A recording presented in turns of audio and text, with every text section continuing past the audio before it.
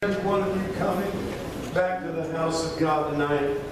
Amen. I do know that there are many of you that are not feeling the very best. Some of you are under the weather, and it would have probably been more convenient to stay at home. But your desire to be in the house of God is admirable. Amen. And I believe it will be rewarded. I believe in God that when we make the effort, God matches and supersedes it. Amen. Amen. I would like to bring a very, very simple thought, but I believe it's very profound for today's society. My title is, This Is My Story. See, each of us in our lives have a story to tell, and what got me to begin to think about this message, the Lord began to speak to me, but there's one of the programs I watch. The man is he lives off grid, and he travels the country helping different people setting up their off the grid properties. And in his introduction to his program, they said, someone said, "Where's your resume at?" He said, "Right here, buddy. This is my resume." And if you look at his hands, you wonder how he functions. His hand is all scarred, calloused, and beat up. But it has come, Brother Brinker, you read his hand, you know that man's worked.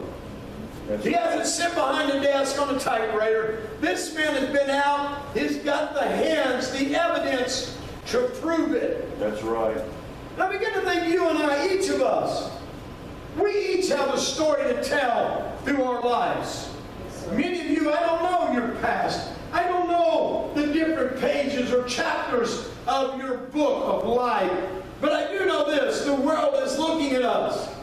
It is looking at us. And it is wanting to read when you and I on the cover said, "We are a child of God." They're looking for content inside of children of God. You know, I'm reminded every once in a while, Mr. Steve Harvey on the Family Feud, there'll be a question that's a little bit colorful. And when someone will give an answer, he said, "Hey, wait a minute, now remember, this is Family Feud." So we want to make sure our responses are a little more family friendly. Why? They have a reputation. You know what's funny to me? We've got these football players, baseball players, basketball players, these tough guys. Many years ago, they started in each sport a code of conduct. If you will look at an away team, when the men are getting off the bus, they're all in ties, shirts, many are in suits. Why? In their contract, there is a portion that says you are to conduct yourself in a very proper manner. Why? You represent our team. That's right. We at the Indianapolis Colts, and I say we as one of their fans, this week lost a very good player because he began to openly criticize the team and the management. And the team said, "We don't need disruptions on our team." That's right. Amen. Amen. Why? We want to represent this team in our conduct, in how we conduct ourselves, how we operate. I want you to turn with me a minute, if you will, to 2 Corinthians chapter 3 and verse 2. Now, Apostle Paul is writing this to the church at Corinth, but it's very applicable to our lives under the authorship of Christ. "Ye are our epistles, written in our hearts, known and read of all men." You may be seated. Amen. Paul said, if you allow me to paraphrase, wherever you go as my disciples, you will be recognized as those men that have been taught by the Apostle Paul. And I encourage and expect you to conduct yourself, because when they see you, it represents me. Amen. Would you all agree that is the gist of the writing here? Amen. Amen. Would you not also agree that this is a commandment from God to you and I? That when we begin to put on our cover, we are a child of God. We are. That when Yeah. people look at us, they need to see a child of God. Scripture says, let your light so shine. But what happens when the light's not on you? Amen. Your light still should be shining. Amen. You know, there are many unfortunately, that are what I call weekend Christians. Amen. That's They right. wear their Christianity as they do their suit. They put it on at service time. They hang it up till the next service time. Amen. That is who they are on that certain day. That's right. You and I must be in our weakest moment at our best That's right. Amen. because of who we represent. That's right. Amen. I begin to think about the different stories our lives tell the world. You know, I will tell you this, I have received much criticism from many of my peers in the ministry. Whenever I speak of my 7 years of being backslid, that for a good portion of that I was an alcoholic, I get many peers say, hey, you need to keep that quiet. You don't need to let that out. Well, let me tell you something. There are people out there that are in a bottle that believes there's no way out. That's right. And Amen. they need to hear from us that God has delivered us, that there is hope and deliverance for them. Right. That's right. See, we look at adversity in our lives, and we see that as such a negative, we want to hide it. Mm-mm.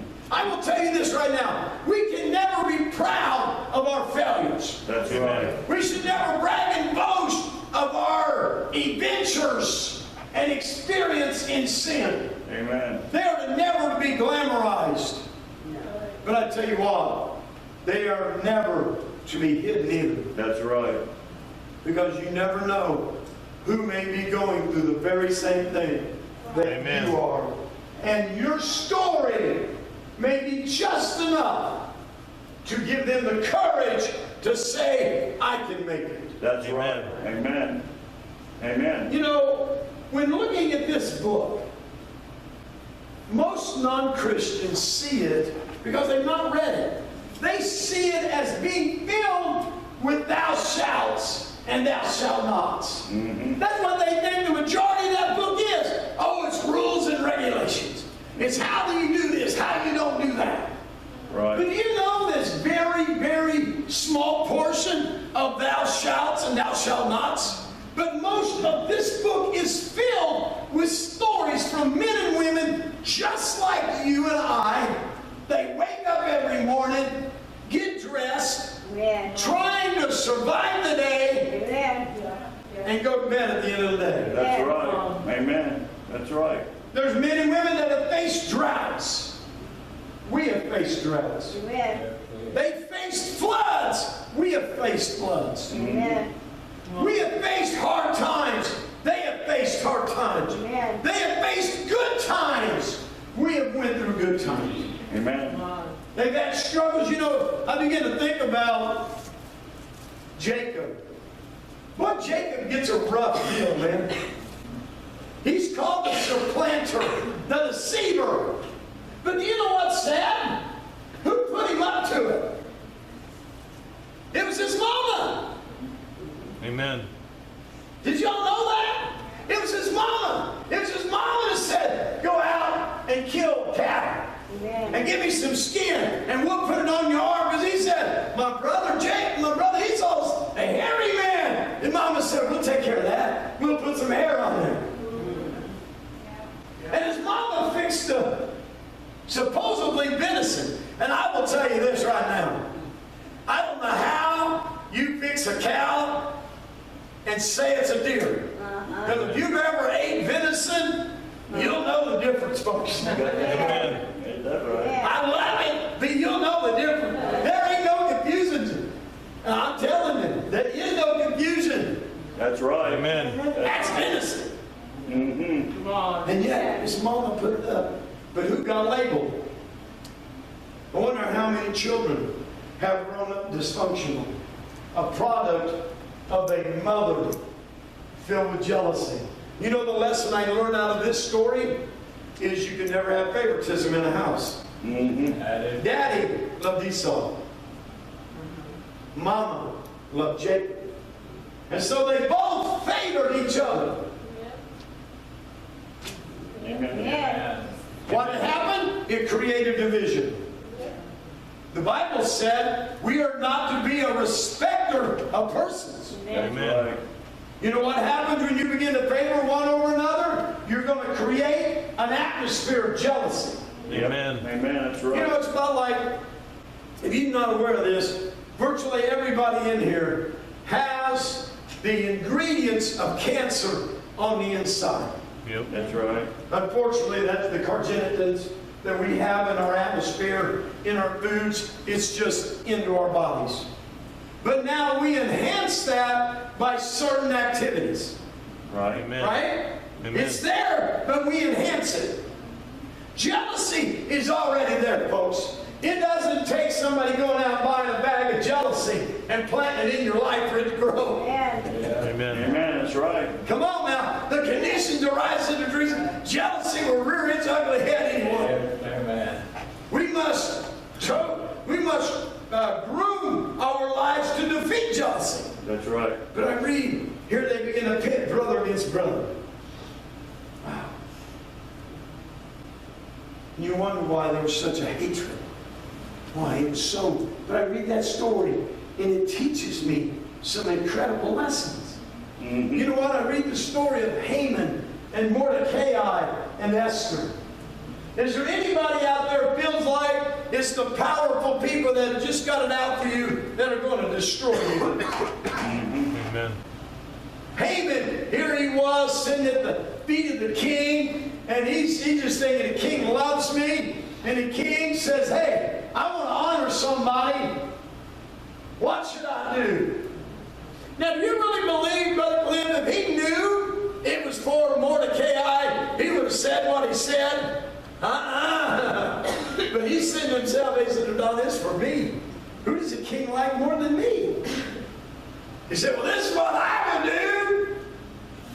And you know what's understanding? We read in the story that God turned what was intended for evil to be a phenomenal blessing to his people that were faithful and loyal. Amen. That's right. See, sometimes, Sister Barb, when we're faithful and loyal, it seems we get unattention. Nobody pays attention. Nobody honors us. Because if you read the story, it went a long period of time. Brother Mark, you do me a favor. If you go out this door and just look in the parking lot, I saw a set of cars going through, and I just want to make sure nobody's being mischief. We live in that society today. I'm sorry. But he saved the king's life. And it went by. Anybody's ever been a benefactor to somebody and they never even turned around and said thank you? And it was like, wow. But Sister Rose, he saved his life. You would have thought somebody saved the life of the king. Man, they'd say, hey, buddy, what can I do for you? Great job. Nothing. It went on. But see, what I read about this story, nothing good that I do will ever go unrewarded. Because one night, when the king couldn't sleep, how many knows that was just an accident? He had insomnia that night. He couldn't sleep because of God. God knew what Haman was getting ready to do, and God said, now is when I'm going to bring that to you. Now is when I'm going to call it to your attention. This is my child. Right. Yeah. Right. See, when I read that story, whatever I do for the Lord is never forgotten. Right. In the right time. Now think about this. If he would have honored him when it happened, would he have been there? Would it have been there that night? No, I've done to care of him. But it was that perfect timing of God. Amen. And then I'm reminded so many stories of Daniel that when adversity faced him, he didn't get us afraid. He didn't panic, did he? No. What he did, when he knew it was signed, he just did what he always did. He said, Brother Ryan, it'll be all right. I'm not going to panic. I know my prayer life. I Amen. hear people all the time, oh, we need to really pray. Oh, we need to really get a hold of God. You mean the last time you really wasn't serious? Yeah. Amen. Yes, Lord. Sorry, God, this false alarm. I'm just here playing a minute. I want to make a show, but I'll be serious when it really gets bad. No. See, if I pray ahead, Sister Tina, I don't have to panic. Because I know what God's already promised me to do. So when he was thrown in, fussing and kicking and fighting, and I'm reminded how that by going to the den of lions, the king that he had been witnessing to, he'd been trying to convert. And next morning, the Bible said he got up really early. Hey, Daniel, that God you've been telling me about, what did he do? Oh, king, live forever. Mm-hmm. And you'll find that the king made a decree, there is no God but Daniel's God. Yes, sir. Amen. Yes, sir. What a witness. What a testimony. That was Daniel's story. Yeah. I want you to please go to St. John a moment. St. John 4, verse 29. This is a very, very well-known story of the woman at the well. Jesus had just told her the facts of her life. And I will tell you this. We are so ready, as the disciples was, to write off somebody because of a checkered past. Yeah. I'm telling you what, that's why they were sent to town. Jesus wasn't hungry. He wasn't thirsty. He just wanted to make sure they didn't mess up what he had planned. That's right. You know how I know it? Because what happens when they came back? Do you know who he's talking to? Can you believe he's even talking to her? Mm-hmm. With her reputation? Yeah. Uh-huh. Jesus knew that. That's why he sent her away. Sent them away so he could reach her. Mm-hmm. He began to reveal to her all of her checkered past. We pick it up here where she runs into town. Come see a man which told me all things that ever I did. Is not this the Christ? Mm-hmm. Now skip down to verse 39, please. And many of the Samaritans of that city believed on him for the saying of the woman. Because of her story, they were drawn to Christ, Mm-hmm. which testified, he told me all that ever I did. Verse 40, please. So when the Samaritans were come unto him, they besought him that he would tarry with them. And he abode there 2 days. And many more believed because of his own words. Yes, thank you, Lord. But why did they come to begin with? Because of her story. That's right. My friends, everyone in here's got a story.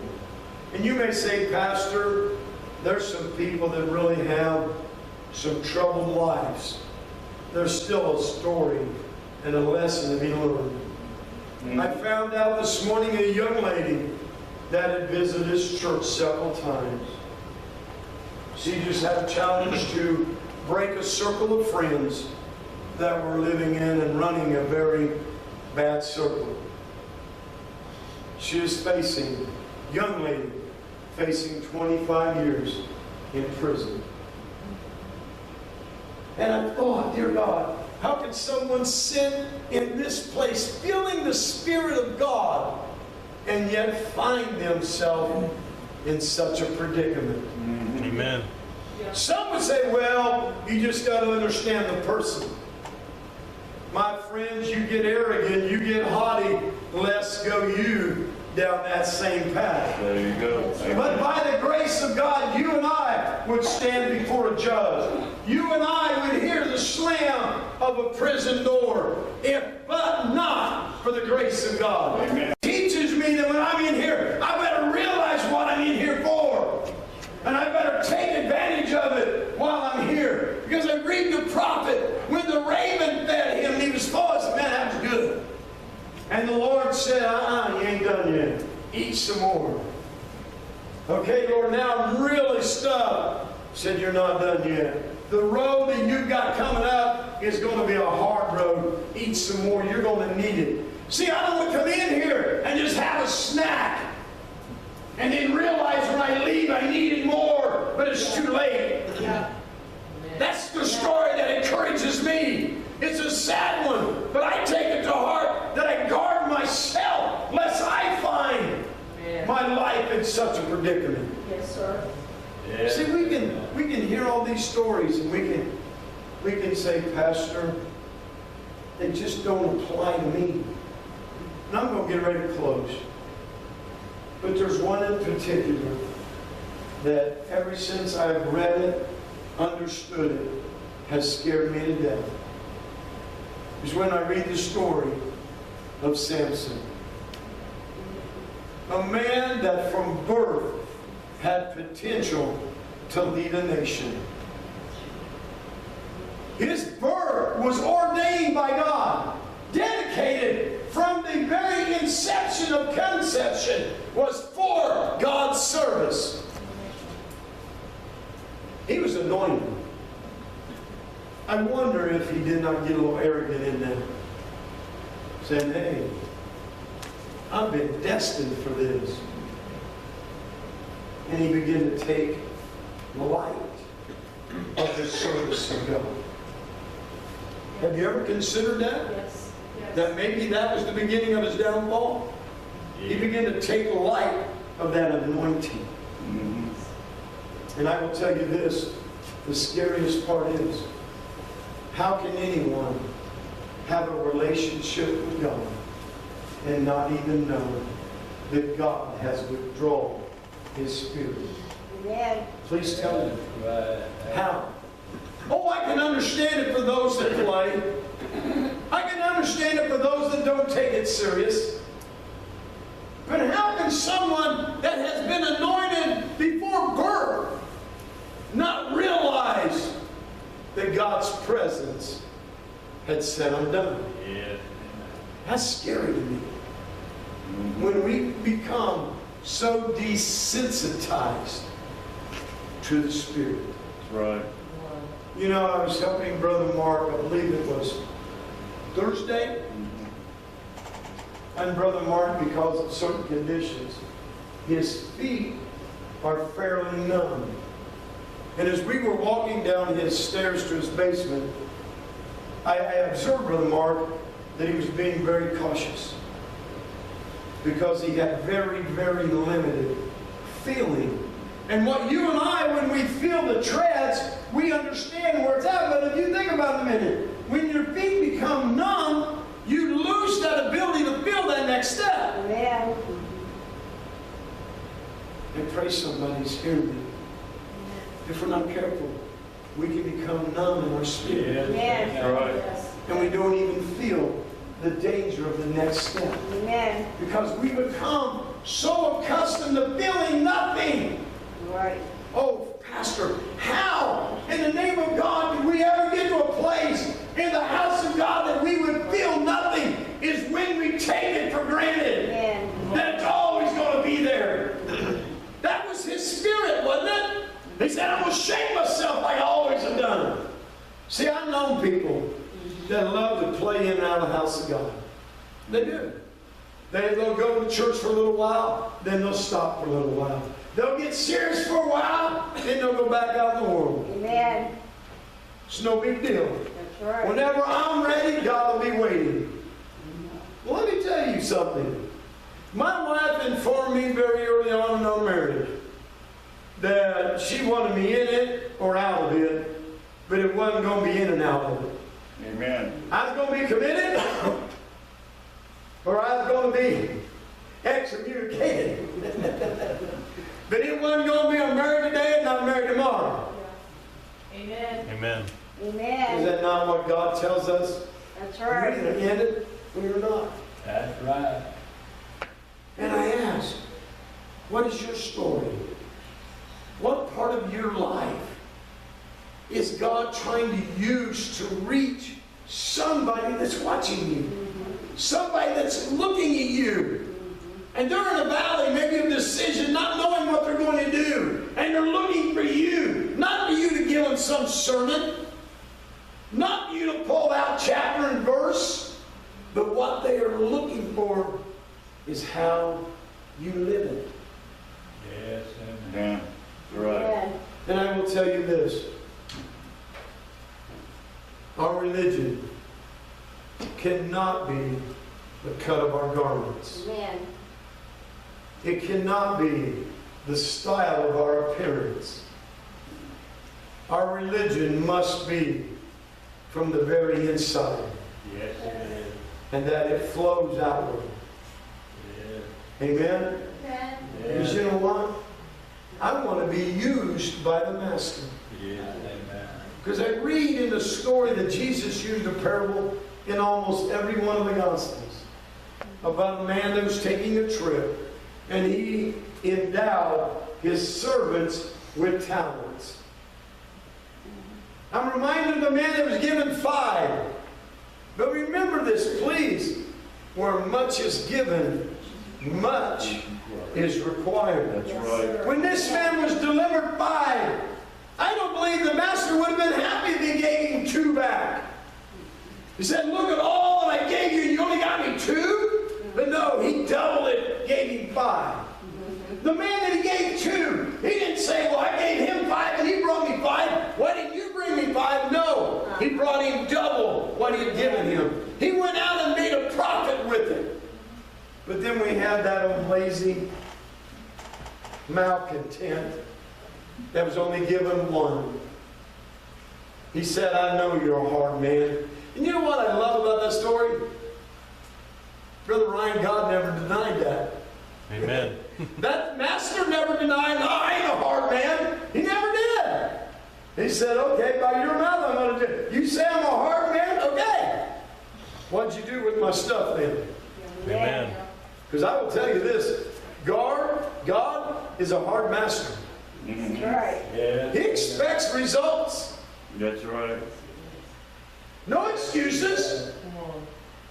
He expects where much is given, much is required. Yes, amen. So be careful. When you say, God, use me, He just might. That's right. And it may not be as you considered being used. Amen. It may be that He's going to take you through a valley so that the person behind you can see you come out the other side That's right. with God giving you the strength, the encouragement. Please stand with me. And as we close tonight, I do ask that you let your light shine. For there's a world that needs it. They're lost. They're going through stuff.